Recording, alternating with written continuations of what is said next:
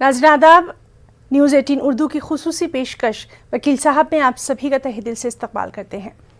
नाज़रीन, हमारे इस ख़ास प्रोग्राम में आप अपनी कानूनी उलझनों का हल जान सकते हैं। आप जो भी सवाल करना चाहें वो आप हमसे कर सकते हैं। हमारे साथ एक वकील साहब मौजूद हैं और नंबर जो है वो भी आप अपने स्क्रीन पर देख सकते हैं। और सबसे अहम बात यह है कि जब आप हमसे बात करें तो अपने टीवी का वॉल्यूम बिल्कुल बंद रखें और अपना सवाल भी थोड़ा मुख्तसर और बहुत ही वाज़ेह अंदाज में बयान करेंगे तो वकील साहब को जवाब देने में आसानी होगी। तो चलिए अपने प्रोग्राम की शुरुआत करेंगे। हम इस्तकबाल करना चाहेंगे हैदराबाद के मशहूर वकील के मुकीद साहब का। मुकीद साहब, बहुत बहुत इस्तकबाल है आपका हमारे खुसूसी पेशकश वकील साहब प्रोग्राम में। और जिस तरह से लगातार हम बात कर रहे हैं कि ख़वातीन के जो तहफ़्फ़ुज़ के ताल्लुक़ से आजकल हर तरफ आवाज़ें बुलंद हो रही हैं, यहाँ पर कानून ने किस तरह से ख़वातीन को ख़ास इख्तियारात दिए हैं जिससे कि वो अपनी शिकायत जो है वो रख सकती हैं? जी, जो ख़वातीन का जो कानून है, ख़वातीन के जो राइट्स है, वो सारे लोग हिंदुस्तान के अंदर ख़वातीन थोड़े एजुकेटेड भी नहीं है और उनको कोई ओकेशन नहीं मिलता है कि वो उनके क्या राइट्स है, उन लोग कैसा उन्हें इस्तेमाल करे। जैसा उनके वुमेन्स कमीशन है, वुमेन्स राइट्स का जो कमीशन है और जो भी बहुत सारे राइट्स के लिए कमीशन है और स्पेसिफिक लॉ भी है। वुमेन डोमेस्टिक वायलेंस है, एक्ट है और डाइवर्स लॉस है, स्पेसिफिक कानून और औरतों के लिए। औरतों की बिल्कुल उन लोगों को नॉलेज बहुत सारे लोग नहीं है क्योंकि अवेयरनेस में नहीं आ रहा, उन लोगों को कोई बता नहीं पा रहे, उन लोग समझना नहीं चाह रहे क्योंकि उन लोगों का ये सब्जेक्ट नहीं है। तो स्पेशली जो वुमेन्स के जो प्रॉपर्टी राइट्स है, जो वो राइट्स के लिए वो इस्तेमाल कैसा करें, वो क्या करें, वो चीज बहुत जरूरी है डिबेट करना है आज के जमाने में सोसाइटी। क्योंकि उन लोगों को एक इंफियरिटी में बहुत सारे खवातीन एक इंफियरिटी में चले जा रहे, हमारे राइट्स कुछ नहीं होंगे, शायद हम जो लोग हैं इक्वली जो मर्दों से जो कंपेयर करें तो हम कुछ कम है बोले, सो फीलिंग सोसाइटी में एक सोसाइटी में इम्पोज किया गया है, उसके तहत उन लोग खवातीन चलते जा रहे हैं। रियली खवातीन के राइट्स बहुत बुलंद राइट्स है, उन हर हक में हर जगह में उनकी सेल्फ का रेस्पेक्ट के लिए, सेल्फ उनकी बढ़ावत के लिए उन्हें हर जगह लड़ सकते हैं, हर जगह उन्हें बराबर मर्दों से भी ज्यादा उनके हक से। जैसा कि मुस्लिम लॉ है, शरीयत है, शरीयत के अंदर जब कानून इस्लाम कानून पैदा हुआ जब से और औरतों के लिए खवातीन के लिए प्रॉपर्टी राइट्स रखा गया है। वेराज हिंदू सक्सेशन एक्ट 1955 आने के बाद में के बाद थोड़ा थोड़ा थोड़ा होते हुए 80s में खवातीनों का प्रॉपर्टी राइट्स में उनका ये हुआ। और प्रॉपर्टी राइट्स के जो चीज होती है खवातीन को एक हिस्सा बराबर के तरह से इस्लामिक लॉ दिया गया है। मैं बहुत सारे लोगों को ये नहीं मालूम क्योंकि मेरी शादी होने के बाद में मेरा कोई हक नहीं था। बिल्कुल, मैं शादी हो गई लिहाजा मेरे शोहर के पास ही मेरा हक है, ऐसा नहीं है। शादी हो मत हो कोई सी हालत में भी हर खवातीन को एक हिस्सा शरई हक रहता है बाप की प्रॉपर्टी। उन्होंने हर जगह कोर्ट को जाते हैं पार्टीशन में तो बराबर पार्टीशन ओपन कर सकते हैं जी। इससे पहले जो हिंदू वुमेन जो होती थी, जो 1986 एक्ट जो आंध्र प्रदेश में तेलंगाना में आया, जब हाल में जो नेशनल गवर्नमेंट में हिंदुस्तान के लॉ अमेंड करके कॉन्स्टिट्यूशनल राइट्स जो दिए गए, जब हिंदू वुमेन पार्टीशन के लिए पूछ सकती, इससे पहले पार्टीशन ओपन नहीं कर सकती। पार्टीशन के लिए वेट करना, अगर उनके फादर पार्टीशन के लिए अगर दाखिल करते हैं कोई दावा तो उन्होंने पार्टिसिपेट कर सकते थे। अभी जो हिंदू वुमेन के लिए भी अभी पार्टीशन सूट दाखिल कर सकते हैं, ये पार्टीशन के लिए पूछ सकते हैं उन्होंने। और एज वेल एज जो खवातीन है, मुस्लिम खवातीन तो पहले से ही उनका एक हक जी वकील साहब, काफ़ी वाज़े और तफसीली अंदाज में आपने हमारे बहुत सारे नाजरीन जो हैं उनके बहुत सारे शुकूक शुबहात थे उसको आपने दूर किया है। चलिए बात करेंगे अपने कॉलर से। हेलो हेलो हेलो, वकील साहब से बात करना था। हेलो जी जी जी, आप अपना नाम बताइए और कहाँ से आप बात कर रहे हैं और अपना सवाल पूछिए। मेरा जमीन के ताल्लुक से, रजिस्ट्रेशन के ताल्लुक से तेलंगाना के नया वक्त जो निकले हैं उस तारीख से बात करना है। तो मेरा मोन्ट्री तो घर है हमारा, वो फिर रजिस्ट्री कैसे करना है, और नया तेलंगाना में नया ला रहे हैं। जी जी, बहुत शुक्रिया। और आपसे तमाम नाज़रीन से फिर से ये दरख्वास्त है कि जब आप हमें कॉल करें तो अपने टीवी का वॉल्यूम जो है वो बंद कर दें। अब बिल्कुल भी क्लियर जो है वो आवाज़ अगर नहीं आएगी तो फिर आपके सवाल का जवाब भी नहीं मिल पाएगा। बात करने की कोशिश करेंगे एक और कॉलर से। Hello hello. तो वकील साहब, जिस तरह से हम देख रहे हैं कि लोग एक बार फिर से LRS के बारे में जानना चाहते हैं, आपसे तफसील जानना चाहेंगे। LRS जो स्कीम जो हैदराबाद में तेलंगाना स्टेट में इंट्रोड्यूस किया गया है, वो एक अच्छा सा स्कीम है।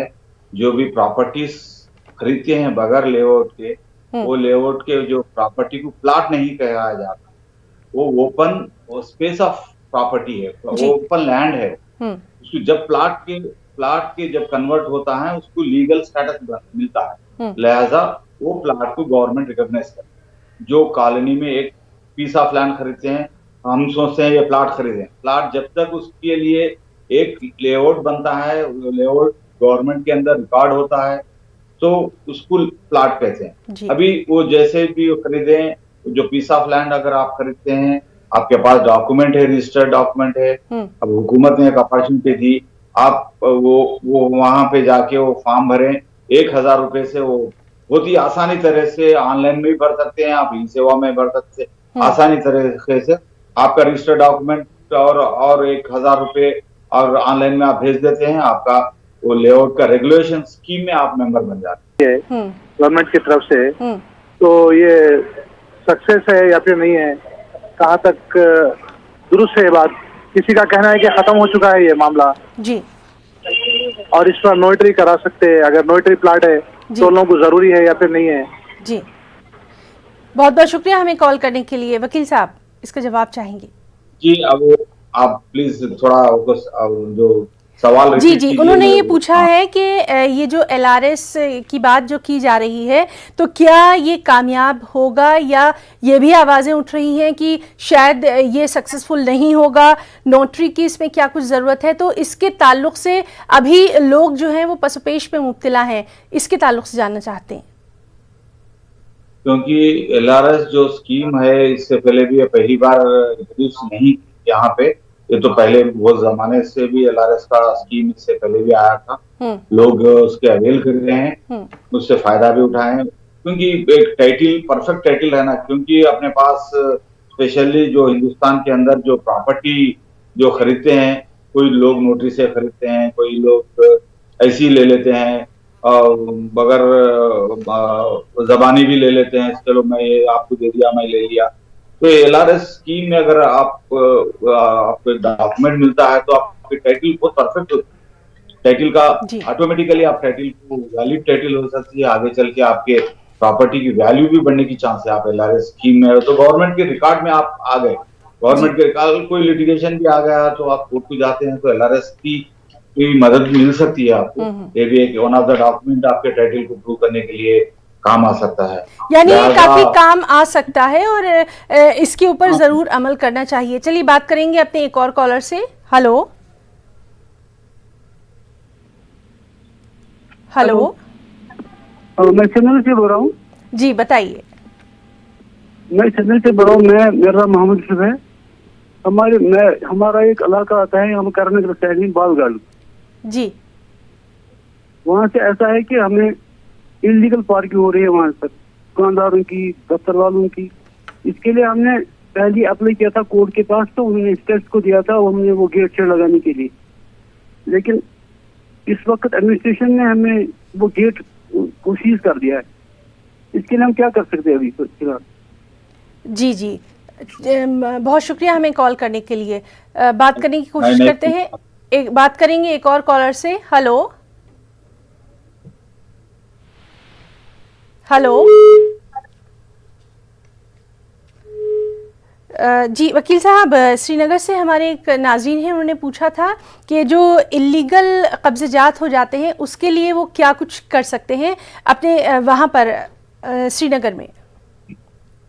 जो भी इलीगल, अभी तो कानून हिंदुस्तान का एक हो गया है, तो वो इलीगल एनक्रोचमेंट होते हैं तो आप अगर पुलिस में भी जा सकते हैं, क्योंकि ट्रेसपास के नीचे केस बुक करा सकते हैं, क्योंकि इलीगली किसी की प्रॉपर्टी के अंदर घुस गए और ट्रेसपास करें और कोई ग्रैब करें, उसके मुख्तलिफ पिनल लॉस में भी कानून है, उसके तहत भी इंडियन पिनल कोड के तहत भी उन लोग पुलिस के लिए अप्रोच हो सकते हैं।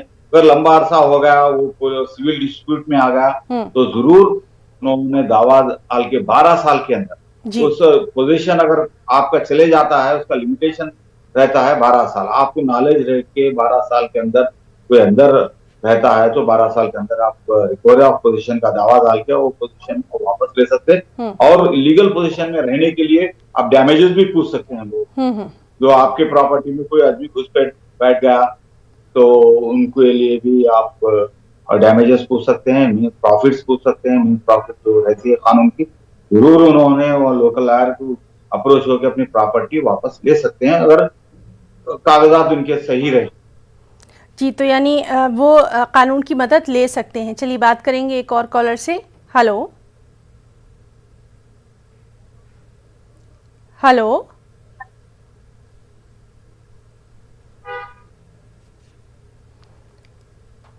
तो लगातार हम बात करने की कोशिश कर रहे हैं हमारे तमाम कॉलर्स से, और आप जो नंबर टीवी स्क्रीन पर देख रहे हैं आप उस पर हमें कॉल कर सकते हैं। हमारे साथ मौजूद हैं वकील साहब। वकील साहब, जिस तरह से लगातार हम बात कर रहे हैं, ख़ास तौर से अगर प्रॉपर्टी की बात करें, जायदाद की बात करें, तो इसमें सबसे ज़्यादा मसले देखने में आते हैं। क्या कुछ किन ख़ास बातों का ध्यान जो है वो रखा जाए ताकि इस तरह के मसले जो हैं वो पैदा ही ना हों? क्योंकि एक तो हुकूमत की जिम्मेदारी है, हुकूमत हर चीज का रिकॉर्ड रखना चाहिए, रिकॉर्ड प्रॉपरली मेंटेन करना चाहिए, ओहदेदार प्रॉपरली ऑनेस्टली काम करके वो चीज को रिकॉर्ड मेंटेन करना। क्योंकि बहुत सारे एम्प्लॉइज, गवर्नमेंट एम्प्लॉइज, जो रेवेन्यू ऑफिसर भी हम लोग देखने को आ रहा, उन लोग भी रिकॉर्ड गलत मेंटेन करते हैं, कभी टैंपर करते हैं, कोई आगे पीछे किसी के हेल्प करने के लिए लिखते हैं, इसलिए भी जायदाद के मसले भी बहुत सामने आ रहे हैं। तो दूसरी बात क्या है, एहतियात बरतने की जो बात होती है, जो जमीन जायदाद जिसके पास रहती है वो एहतियात भी बहुत लोग नहीं बरतते हैं, क्योंकि कागजात ठीक से नहीं करते हैं। कोई वकील साहब के पास जाके कागजात बताते नहीं है। वो लिखाई जब पढ़ाई होती है, जब उन लोग ने कैजुअल पढ़ना नहीं चाहते हैं, चलो आप लिख दिए ठीक होगा, ये चीजों से आगे चल के बहुत सारे मसले आ रहे हैं। जब भी प्रॉपर्टीज की अगर खरीद रहे हैं, जैसा अगर अपन अमेरिका में, अगर यूरोप दूसरे कंट्रीज में देखते हैं, हर प्रॉपर्टीज के लिए भी एक अच्छा सा डॉक्यूमेंटेशन होना चाहिए, इंडेमनिटी क्लास होना चाहिए। अगर हम खरीद रहे हैं, आगे चल के कोई डिस्प्यूट हो रहा है, वो डिस्प्यूट के लिए जिम्मेदारी भी किसी बेचने वाले के लिए खड़ा करने का वो क्लास रहे वो डॉक्यूमेंट में। और अगर ओहदेदारों के पास जैसा भी स्कीम्स आ रहे हैं, जैसा भी एनरोलमेंट आ रहा है प्रॉपर्टीज के, जरूर जाके पार्टिसिपेट होके।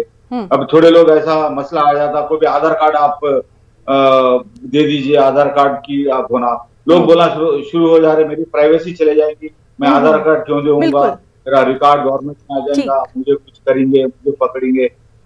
ऐसे बहुत सारे चीजों सामने आ रहे, लोग छुपा रहे अपने आइडेंटिटी को।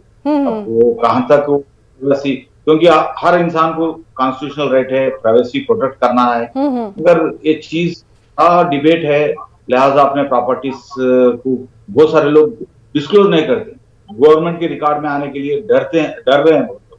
नहीं हमारी इतनी प्रॉपर्टीज है तो गवर्नमेंट का आगे प्रॉब्लम है। इस चीजों को नजर रखते हुए कोई अच्छा सा लीगल डॉक्यूमेंट बनाएं, आगे चल के आने वाले जनरेशन तो एक लीगल डॉक्यूमेंट जो है वो बहुत जरूरी है, खुद सेफ्टी के लिए बहुत जरूरी है। चलिए बात करेंगे एक और कॉलर से। हेलो, हुकूमत जो है जनरल पावर ऑफ अटॉर्नी और स्पेशल पावर ऑफ अटॉर्नी पर पाबंदी लगाने वाली है, इससे क्या होगा उनको बताइए आप। हेलो, हुकूमत बहुत जल्द पावर ऑफ अटॉर्नी और स्पेशल पावर ऑफ अटॉर्नी पर पाबंदी लगाने वाली है। जी। इस तरह ये अगर पाबंदी आयद हो गई जी तो जायदादों की रजिस्ट्रेशन में क्या बेकायदगी खत्म हो जाएंगी?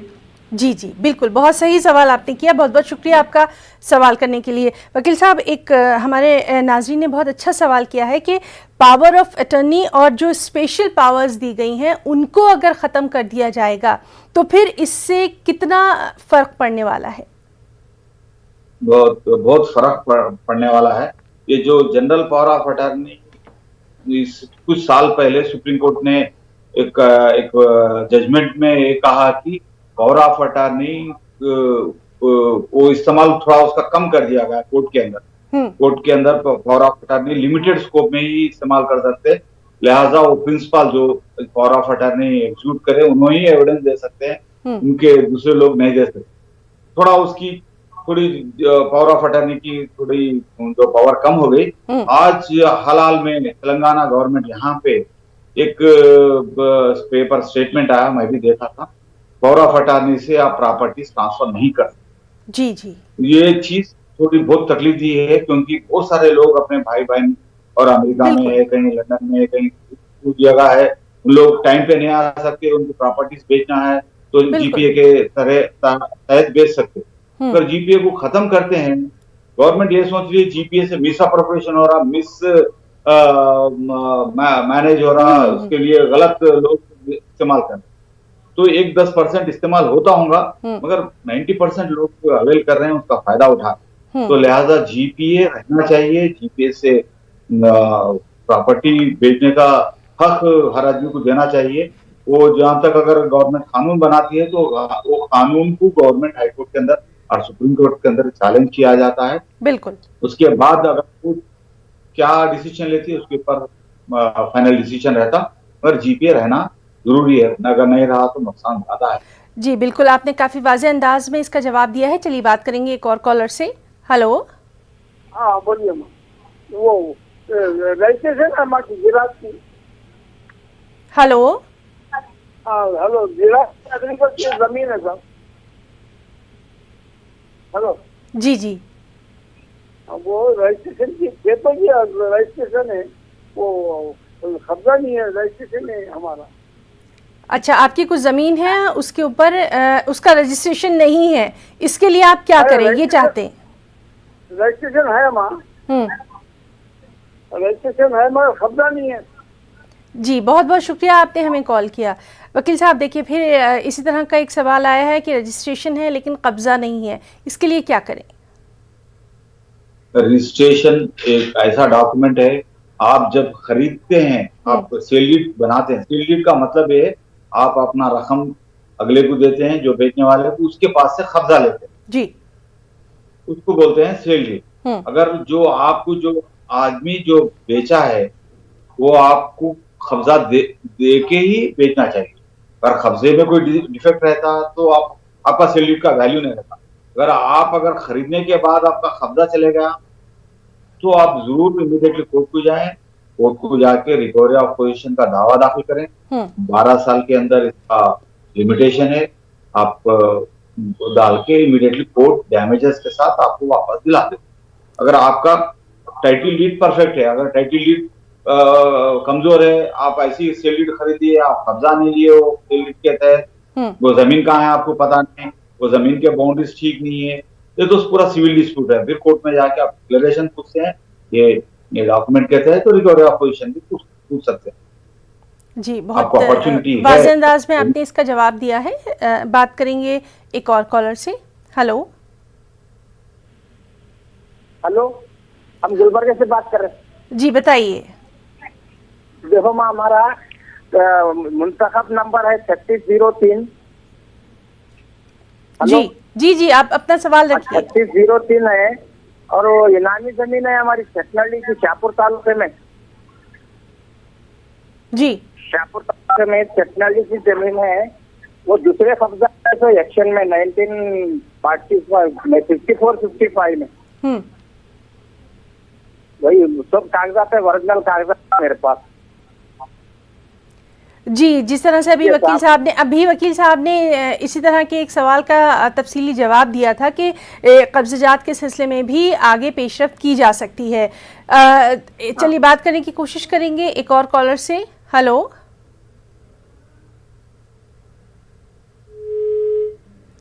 वकील साहब, जिस तरह से लगातार हम देख रहे हैं कि जो इलीगल कब्ज़ात हैं उनके ताल्लुक़ से ज़्यादातर हमारे पास क्वेरीज आती हैं, ज़्यादातर सवाल आते हैं, तो इलीगल कब्ज़ा ना हो इसके लिए सबसे अहम क्या ख़ास बात? खास बात ये है कि अगर प्रोटेक्ट करना है इमीडिएटली, अगर अपन कोई प्रॉपर्टी अपने पास रहती है तो डॉक्यूमेंटेशन प्रॉपर डॉक्यूमेंट करना चाहिए। अगर उसका जो साइज ऑफ द प्रॉपर्टी होती है, जो भी उसके अंदर जो मेजरमेंट्स होते हैं उसको प्रॉपरली चेक करें। वो जो साउथ ईस्ट जो शेड्यूल होता है उसका, वो प्रॉपर्टी अगर अपने दस्तावेज से मिला के देखें वो करेक्ट है।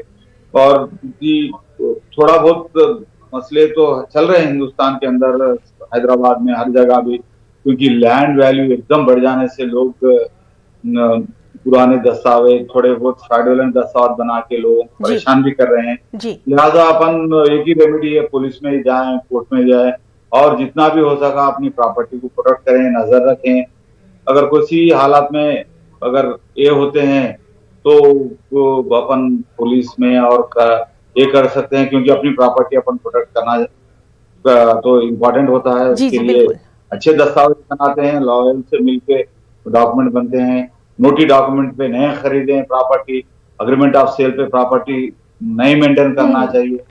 अगर जो प्रॉपर्टी खरीदते हैं उसके लिए जो भी सब्सिक्वेंट डॉक्यूमेंट होता है, जैसा कि रेवेन्यू रहता है इसके अंदर नाम दर्ज करना, जैसा घर खरीद रहे हैं म्यूनसिपालिटी में जाके अपना नाम करा रहे हैं, जो इलेक्ट्रिसिटी में है वो अपना नाम कराएं, पानी में अपना नाम कराएं, जैसा अपना ओनर का नाम रहता है, चलो भाई चलने दो, चल रहा ना काम है इलेक्ट्रिसिटी का, ऐसी रहने दे, बाद में प्रॉब्लम्स आ रहे। लिहाजा साथ ही जो भी डॉक्यूमेंट्स है वो प्रॉपरली मेंटेन करने से थोड़ा अपन अवॉइड कर सकते हैं। और हमारे साथ एक और कॉलर जुड़ रहे हैं, चलिए उनसे बात करेंगे।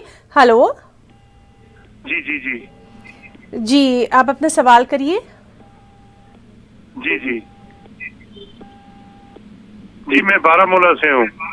जी, अपना नाम बताइए और आप अपना सवाल वकील साहब से कर सकते हैं। मैं नरेंद्र सिंह बारामूला से हूँ। जी जी जी, कल जे&के हाई कोर्ट ने एक ऑर्डर पास किया रोशनी एक्ट के तहत। जी, नरेंद्र सिंह मेरा नाम है मैडम जी। जी, आप अपना सवाल करिए। मेरा सवाल है, कल रोशनी एक्ट के तहत हाई कोर्ट ने एक डिसीजन पास किया जिसमें उन्होंने रोशनी एक्ट को नल एंड वाइड किया, करार दिया। इनके जी, तो नाज़रीन आपसे ये दरख्वास्त है, जब आप हमसे बात करें। LP6 और S432 हुआ है, क्या वो भी नल एंड वाइड हो गया? जी, क्या आप अपना सवाल एक बार फिर से दोहरा सकते हैं? बीच में आपकी आवाज जो है वो कट गई थी। पास किया कि जो रोशनी एक्ट के तहत हमें गवर्नमेंट ने जमीन दी थी उसमें S432 और LP6 हुआ है, क्या वो भी उसमें नल एंड वाइड हो गया? जी, बहुत शुक्रिया हमें कॉल करने के लिए।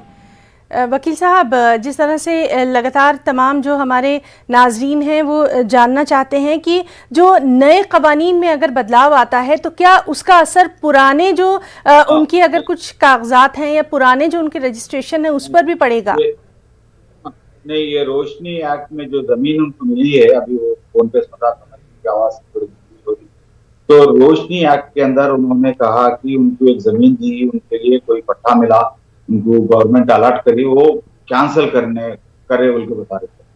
सो ऐसा तो नहीं होता, क्योंकि एक बार जमीन देने के बाद में एक्ट कैंसिल से जमीन तो नहीं जाएंगी, तो पोजीशन तो अपने पास रहेगा। अगर ऐसा कोई कानून बनेगा, कोई कैंसिल करेंगे इमीडिएटली, वो सुप्रीम कोर्ट भी दाखिल कर सकते हैं और दूसरे कुछ रेमेडीज रहा है तो लॉयर्स को मिलकर इमीडिएटली उसको चैलेंज करके आगे बढ़ सकते हैं। क्योंकि एक बार जमीन की कोई भी देने के बाद में फिर वापस लेने का कोई ऐसा मुश्किल की बात है, रिकवरी मुश्किल की बात है, क्योंकि इस्तेमाल में आ जाती है। कानून तो ऐसा कैंसिल नहीं कर सकते हैं, लिहाजा उसको इमीडिएटली चैलेंज करें लॉयर से। जी वकील साहब, हमारे पास बहुत सारे सवाल ये भी आ रहे हैं और जो ख़ास तौर से जो मकान मालिक हैं वो ये जानना चाहते हैं कि अगर उन्होंने किसी को किराए पर, रेंट पर मकान दिया और कुछ सालों के बाद अगर उस मकान पर कोई कब्ज़ा करने की कोशिश कर रहा है, जबकि पानी का जो बिल है, बिजली का जो बिल है, वो सब मकान मालिक के नाम है, इसके बावजूद अगर कोई इस तरह की कोशिश करता है तो इसके लिए क्या कुछ कानून कहता है? ये तो एक बार अगर किराएदार बनता है तो जिंदगी भर के लिए फॉरएवर इज द टेनेंट। तो किराएदार ही रहता है। किराएदार कभी भी कुछ भी चेंज करता है, मैं मालिक बनने की कोशिश करा तो कोशिश फ्रॉडुलेंट एक्ट है, वो गलत ख्याल है। लिहाजा इमीडिएटली अपन पुलिस में भी जाके, क्योंकि ये चीटिंग और फ्रॉड के नीचे भी आ सकते हैं, क्योंकि उन लोगों को कोई हक नहीं बनता। किराएदार कभी भी किराएदार ही होता है, किराएदार का कभी स्टेटस चेंज नहीं होता है। 100 साल भी अगर किराएदार रहता है किराएदार। लोग आजकल अफवाहें उठाते हैं, बोलते हैं कि हम 12 साल से किराएदार है लिहाजा हम मालिक बन जाते हैं। ऐसा कोई कानून में कोई स्कोप नहीं है कोई किराएदार मालिक बनने का। वो एडवर्स पोजीशन का जो कानून है वो डिफरेंट कानून है, उसका कानून को किराएदारों को कोई लेना देना है, उसका लंबा चौड़ा हिस्सा है। जो एडवर्सली सेटअप करना, ओनर के खिलाफ एडवर्स सेटअप पोजीशन सेटअप करने का जो मसला है वो डिफरेंट मसला है। तो ओनर को बोलना कि मैं कब्जे में हूं, मैं आप कुछ भी करो, अगर मालूम हो कि कोई आदमी इलीगल कब्जे में है, किराएदार नहीं है, इलीगल कब्जा कर रहा है, तो 12 साल तक अगर उन मालिक के मकान, ओनर जो भी होते प्रॉपर्टी के, अगर कोई कानूनी कार्रवाई नहीं करते हैं, जब उनको एडवर्स पोजीशन में कुछ हक मिलने वाले, उन्होंने जब कोर्ट जाते, तो किराएदार होता है। तो काफ़ी तफसीली अंदाज में आपने इस बात का भी जवाब दिया है और आपका कीमती वक्त देने के लिए हम बहुत बहुत शुक्रिया अदा करना चाहेंगे और अपने नाज़रीन का भी बहुत बहुत शुक्रिया अदा करना चाहेंगे। नाज़रीन, हमारा ये खुसूसी प्रोग्राम वकील साहब अब यहीं इख्तिताम पजीर होता है। फिर हाजिर होंगे, तब तक के लिए हमारी पूरी टीम को इजाज़त दें। आदाब।